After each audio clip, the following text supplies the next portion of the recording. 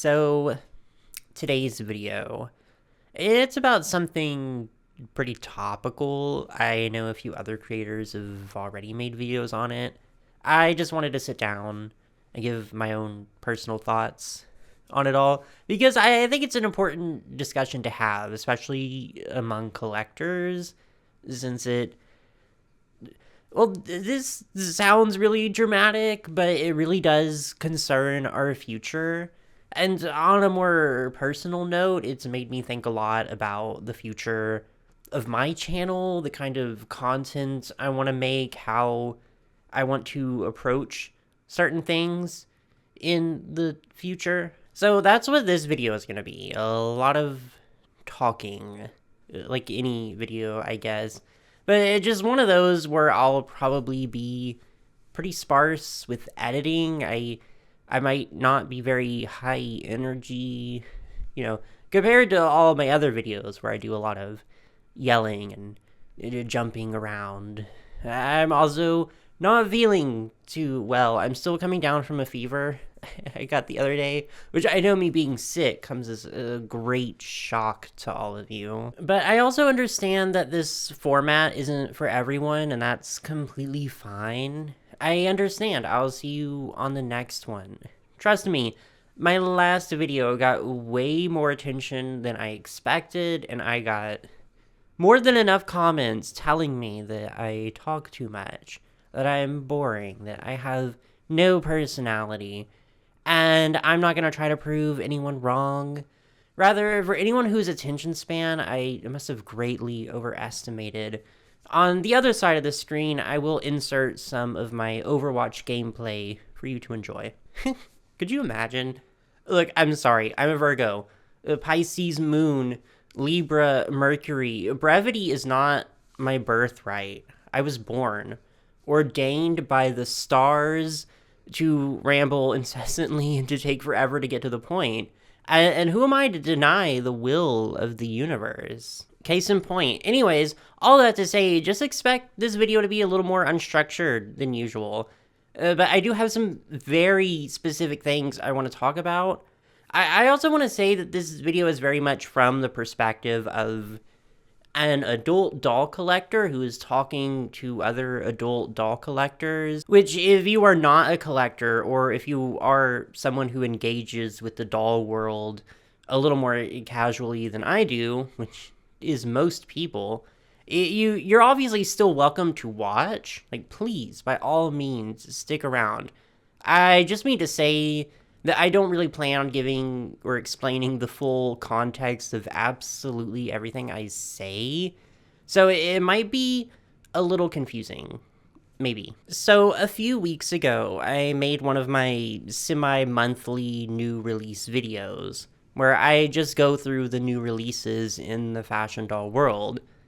Love making those videos, are always so fun to do, but in it, I talked about a new collector Barbie. The latest in the signature Designed By series, where each doll in the series is attributed to one of the designers working under the Barbie brand.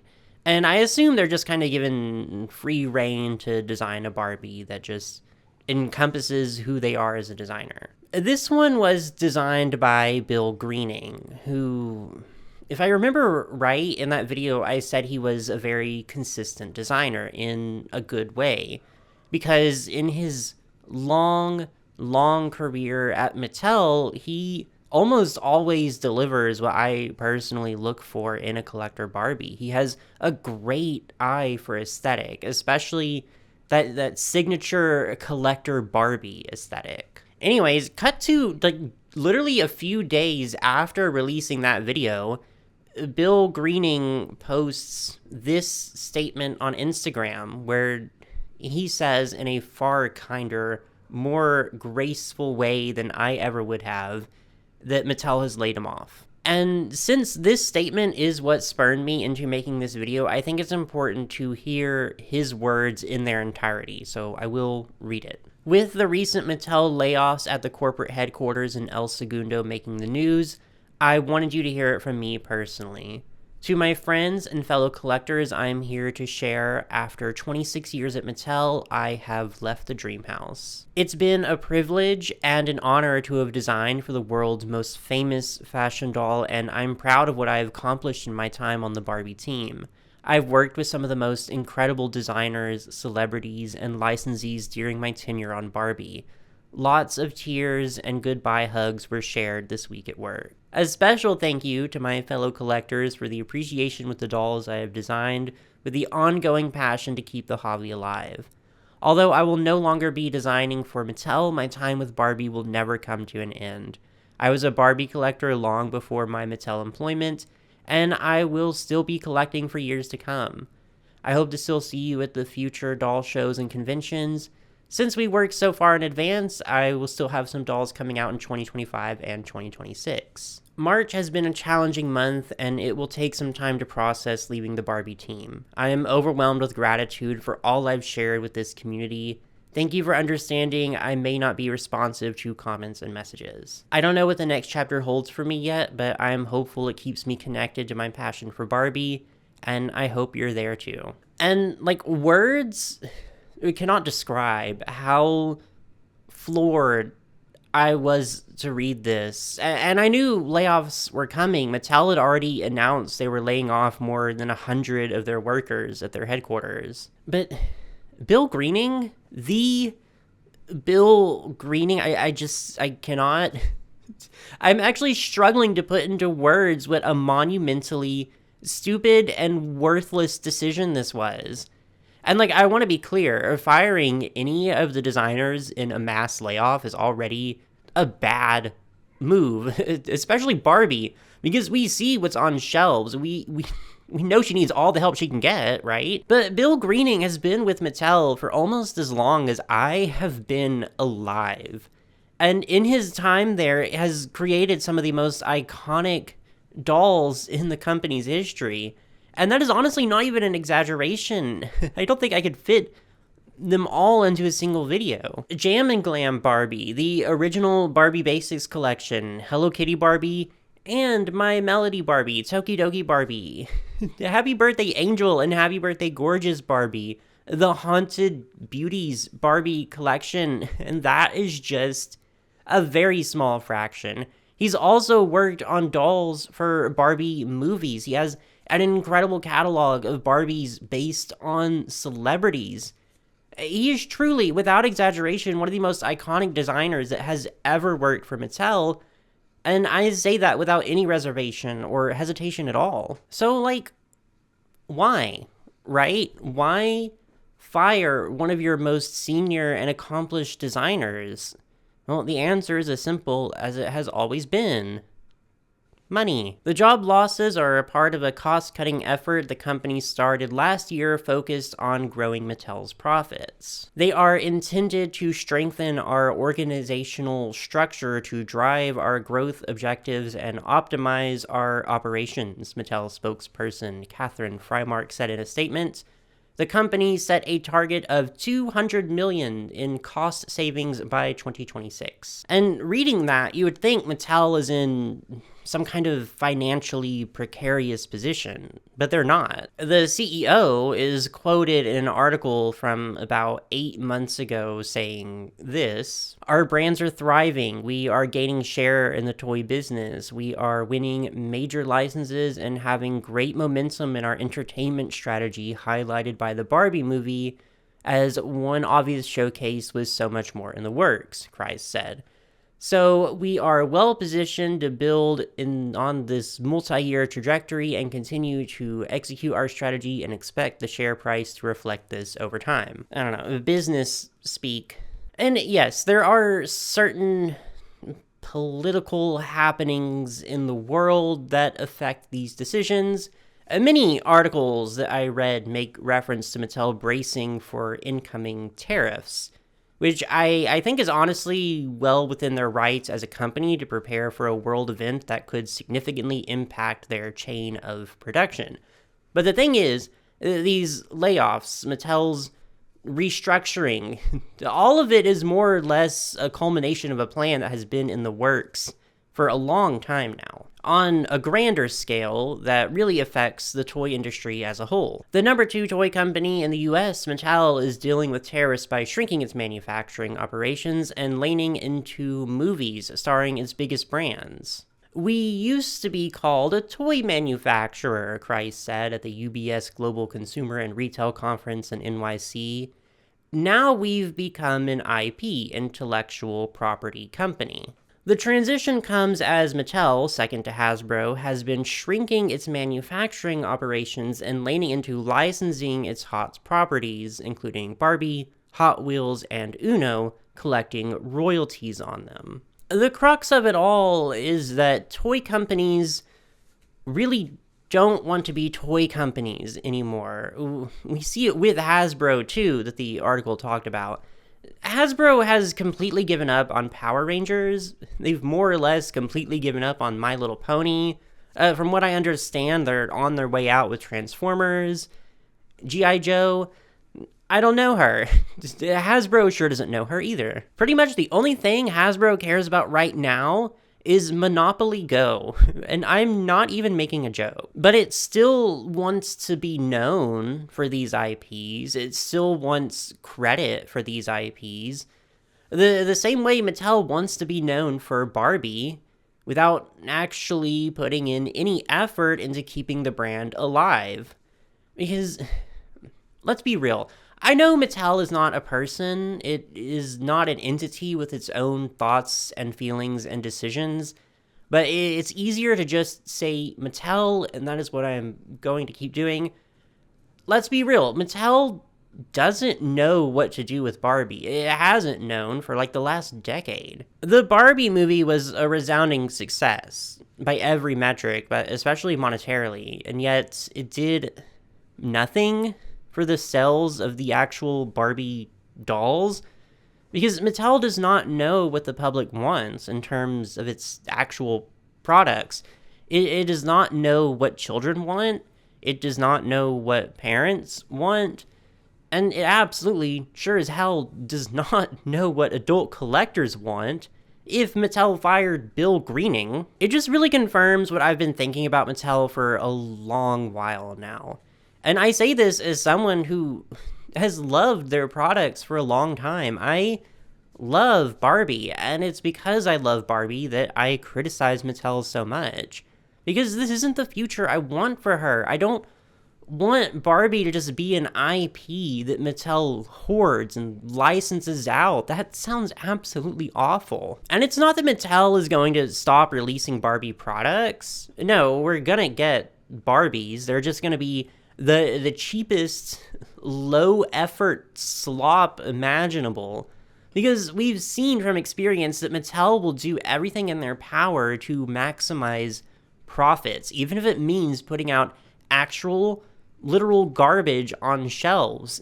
If it means cutting out everything that makes Barbie fun, creative, and original. And if recent news is anything to go by, it's only going to get worse. And then they'll sit there and they'll pat themselves on the back about how they're a household name and how strong their brands are and how progressive they are as a company for innovating new ways to save money. And like, look, I'm not gonna sit here and tell you that wanting to make money as a business is a bad thing. No, your goal should be money. It should be profit. That's how the world works. And I'm not going to argue against it. Not in this video, at least. But it's a problem when those cost-cutting measures actively become anti-consumer. Do I think Barbie is in her final days? Is she dying? No, not really, at least not in the literal sense. I think Barbie is indefinite. Eternal, if you will, for better or for worse. But the more time that passes, the more and more I just find myself really uninterested in what Mattel is doing with her, which is sad. Like, it's really, really sad. That's not a statement that I make lightly. And there's another layer to this, too, a topic I've talked about before, and I'm not exactly excited to revisit, but it's really impossible to ignore. And that's generative AI, which Mattel has expressed a lot of interest in. And I've made a whole video about my feelings on generative AI in the doll industry, so I might repeat myself here a little. But to summarize it, I don't think it has any place in the doll industry. I really, really don't. And it is not lost on me that a lot of the departments that Mattel chose to terminate positions in, marketing, design, and information technology, according to the article I mentioned earlier, are positions that are easily deemed replaceable by AI, according to whatever stupid, idiot, low-life corporate overlord made these decisions, at least. Mattel is already using generative AI in their packaging design. They have been since last year. And every article I've seen about this, it's all about the efficiency, the time saved, the cost saved. Absolutely nothing about the artistic advancements. Because, well, to state the obvious, with AI, there are no artistic advancements. The packaging made with AI sucks. Objectively, it is remarkably worse than packaging design from like 10 or 20 years ago, 30 years ago. There are no advancements being made, visually speaking. As a business, you don't use generative AI because it looks better. It doesn't. You use generative AI because it saves time and money, which says to me as a company, that's all you care about. All you care about is making cheaper products faster. And you do not give a damn about creativity, about integrity, about art, or about the people that work for you. And there is a logical conclusion to this, and that's using generative AI to design dolls. And you cannot tell me Mattel will not start doing that as soon as they feel that they are able to. I have full confidence that they will, and AI designed toys is frankly just like one of the most bleak futures I can ever imagine. I don't want to live in that timeline. I don't want to coexist with the AI Barbie dolls. It's just so out of touch. And more than that, it's greedy. It's anti-consumer. There are no other words for it. Like, I don't buy dolls just to have dolls in my house. I buy them because I connect with the artistry of them. I connect with the creativity, the passion, and the love that goes into crafting them. I love being in a community where there is so much appreciation for beauty, for glamour and imagination. And it sucks. Like, it really, really sucks that things like art and creativity and imagination are now viewed as these hurdles to overcome, that art and passion are viewed as burdens that cost too much money. The incredibly talented and innovative individuals are just a metric, a number, a thing to discard to save a few more dollars, because we need to save $200 million by 2026 for some completely arbitrary reason. I honestly think my breaking point should have been a long time ago. I mean, I've never been a big fan of Mattel's business practices. I get comments telling me all the time that I am like so hateful and spiteful towards Mattel because I criticize them so much. But I criticize them because I want them to do better. I want to enjoy their products. I want to feel secure in my decision to purchase them. So suffice to say, I'm not exactly happy with the direction of the toy industry right now. I don't think the entire industry is gonna just collapse and die and go up in flames or anything. I know I can be dramatic, but it'll probably be fine, hopefully. But I've also been thinking a lot about what this means for my channel, because I've always maintained, you know, when I compliment a new doll coming out, my flowers go to the designers and the artists that made it possible. But that line is becoming a lot more difficult to define, with increasing evidence that companies view these designers and artists as completely disposable. I'm not calling for a boycott or anything like that. I know a lot of people are very like all or nothing when it comes to that sort of thing. I want to be clear and say I don't think you're a bad person if you buy Mattel products. That is absolutely not the mission statement of this video. You are absolutely free to do whatever you want with your own money, and I do not make videos to tell people what to think or how to feel. But to speak as a collector, not purely as a content creator, like, my desire to buy Barbie products is at an all-time low. I am just so thoroughly uninterested. Monster High, well, Monster High is all right, I think. On thin ice, though, and I definitely, absolutely do not want to purchase anything from Mattel Creations. I don't want to be a member of their exclusive clubs, and I understand that means missing out on some potentially great products, but I don't know. Maybe I'll change my mind, but just right now, I'm not feeling it. I'm just really burnt out on Playline products. I'm tired of the constant pressure to buy stuff. I'm tired of the manufactured scarcity. I'm tired of the terrible business practices.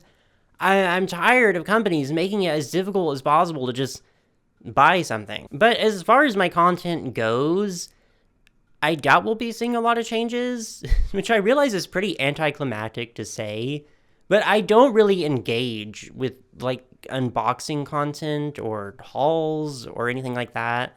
I've always enjoyed focusing on retrospectives, historical, informational type videos, and I still want to do new release videos, because they're not really about promotion, they're not advertising, they're purely informational and opinionated, because I'm opinionated. But in my personal life, I do think I want to shift focus on what I collect. I've always been a big fan of Playline dolls. They've always been a big focus of mine. But I think I need a break, which does not mean a total ban. So if you see me with Draculaura, just assume I agonized over that decision, suffered for it. I crawled on my hands and my knees, and I prostrated myself in shame in the Target aisle as penance. But in all seriousness, I think this is a good opportunity to focus on more smaller collector brands. JHD dolls are something I've been interested in for a long while, for instance, but I've always thought they were just a little too expensive to collect alongside everything else I buy. I'd love to buy more pull-ups. I only have one currently, my Mana-sama pull-up, and she's lonely. She wants a friend. I'd also really love to get into collecting older Rika dolls, Jenny dolls too, of course. And I'm going to Japan in May, and I've been very seriously considering purchasing my first Dolphy while I'm there. I've been doing a lot of research on them lately, and I think it would be a really special way to just really get into them.